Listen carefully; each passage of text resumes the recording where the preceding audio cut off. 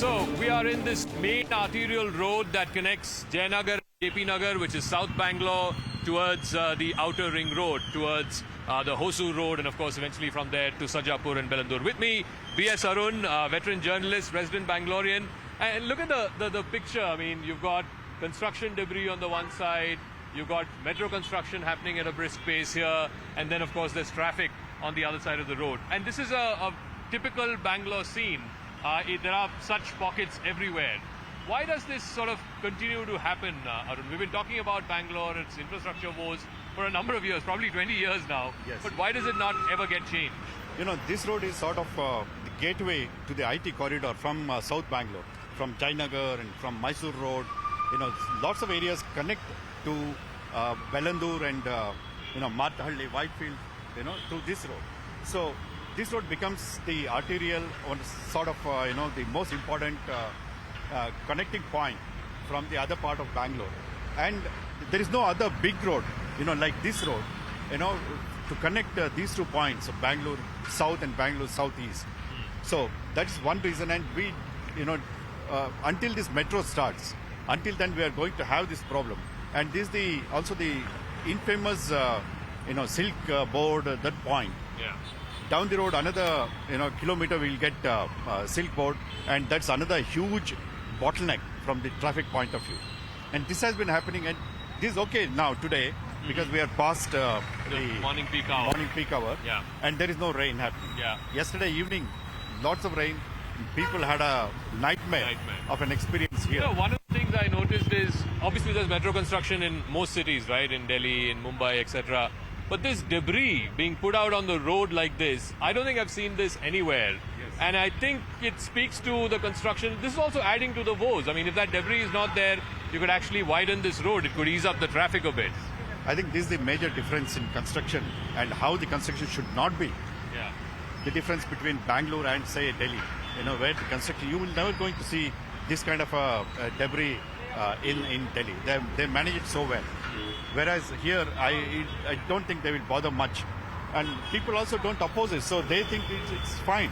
What's the point in hearing all this and paying for that also? All right. So what we're going to do is we're going to go down this road. This is the road that connects, like I said, South Bangalore to the IT corridor. And mind you, there are IT corridors in both directions, right, Arun? So you hit the junction. This way is Electronic City, and then further down, of course, is the IT corridor, the place that infamously got flooded last year. Yes. It's just a few kilometers away, and when it rains, the scene is very bad, and especially in the during the peak hours. And there's a lot of heavy traffic. How many years has this metro been under construction for? Oh, it must be about 5 to 6 years now. At least 5 to 6 years. And it's not complete as yet. They have given the target of, I think, next June or so. I'm not 2024 June. Yes.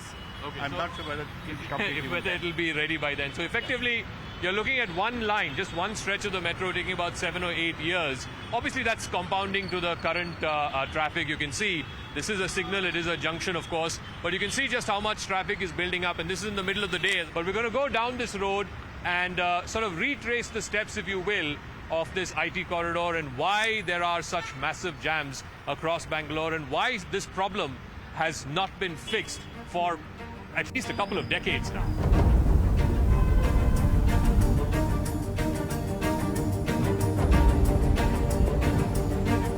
All right, so we're standing here at what is an infamous location of Bengaluru city. It's called the Silk Board, and there are tons of memes and caricatures about Silk Board. So let's ask Arun about it. What are the jokes that are made about Silk Board? Oh, there are many. I can tell you one which I remember. There is I think YouTube video, short video, a documentary kind of thing.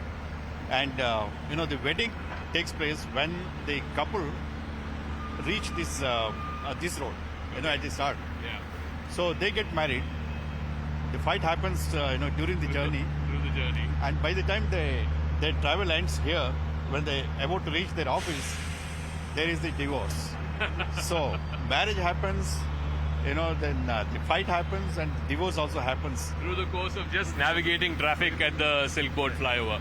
But has this always been like this, or is it because of the construction? I can see garbage also being picked up You can see a garbage vehicle there picking up tons of garbage from the side of the road. Has this always been like this, or has it gotten progressively worse because of all the construction?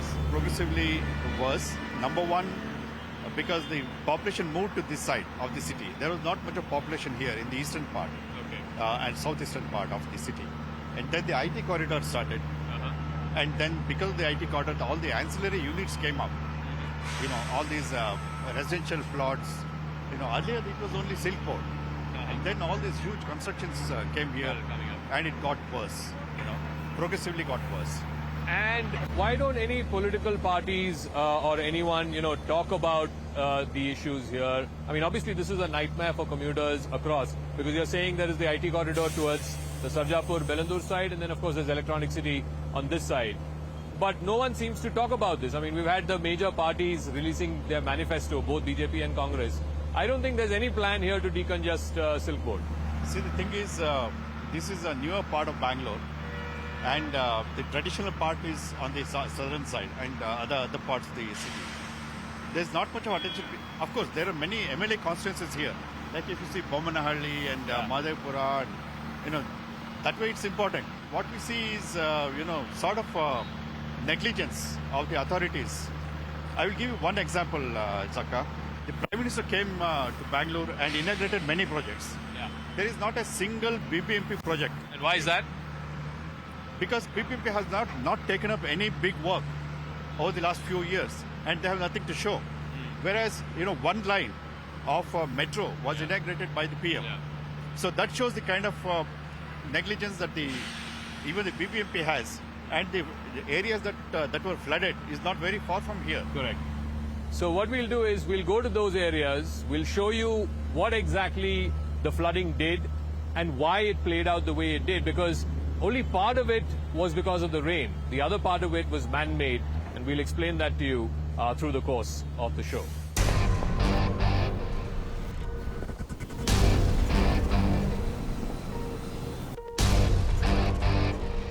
So we're just off what is called the Outer Ring Road in Bangalore, and this is where the IT corridor is. This part of town is what got infamously flooded last September with just a small bout of rain. Arun is with me, and I'm going to show you something very interesting.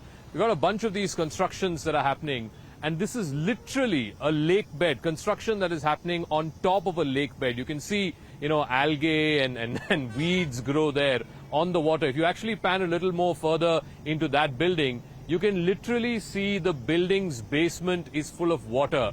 Arun, this is illegal, right? I mean, this should not have come up in the first place. Now it's an abandoned building. But look at that. You can see weeds, you can see water plants. The entire basement of that building is in water. Yeah. I think this is how a town planning should not be. This is a prime example of that. I think it also shows the nexus between the officials, the politicians, the builders and whatnot. I think, and this is one of the main reasons why Bangalore got flooded like never before in this particular area last year. So this entire bed used to be full of lakes, and then you just have rampant construction coming up on top. Yes. If you see this entire area is was lakeside areas until about maybe a few decades ago. But then which lake is this? This is that side, the main Agara Lake. Okay, this would be an extension of that. Extension of that, and this is part of the Agara village. Okay. And from here you can see the major constructions happening. I'm sure even this part also was part of the lake area, but then constructions have come up over the years. And this is the also part of the IT corridor, which got flooded. So how is permission even given for these buildings in the first place that they come up? Because clearly, this has been done illegally. It could be a nexus between, let's say, the builders and BBMP officials and other officials. Nobody ever gets caught for this kind of stuff? I'm not sure, because the construction has stopped now. I'm sure various committees, which went into the, the nexus, the town planning scams. Because of their intervention, the construction must have stopped. I don't know the details of this. Okay. But then, why this was allowed to come up to this stage? Correct. That baffles me. Correct. And this is happening not just here, but in many parts of the city, in this area also, in this side of the town also. So, and that was the main reason why people experienced so much of problems because of the flooding. So, you have these unconstructed or semi-constructed buildings on the one side. On the other side, you have a main road, you have flyovers, and of course, housing colonies. And all of this, at least a few years ago or a few decades ago, used to be lakes, and construction has come up on lake beds. And that is one of the primary reasons why we saw massive flooding in last year's floods that happened in Bangalore. But no political party is talking about it this time. No, I think this is not that much of a vote-catching area, and this is where the IT crowd also live, and they don't come and vote. So why bother about them? That must have been the mindset of the politicians and even the officials. But then I will tell you one more thing about these lakes. Yeah. Our forefathers had planned in such a beautiful way. Bangalore had many huge lakes, and they're now history now. These lakes were interconnected from one to the other so that the flow of water would be smooth. Yeah. There won't be any flooding. That was the motto in which these lakes were constructed earlier, decades back or centuries back. But then because of the movement of shift of the population here, and because of the money-minded politicians and bureaucrats and also the builders, I think Bangalore has reached this stage now where we see flooding year after year.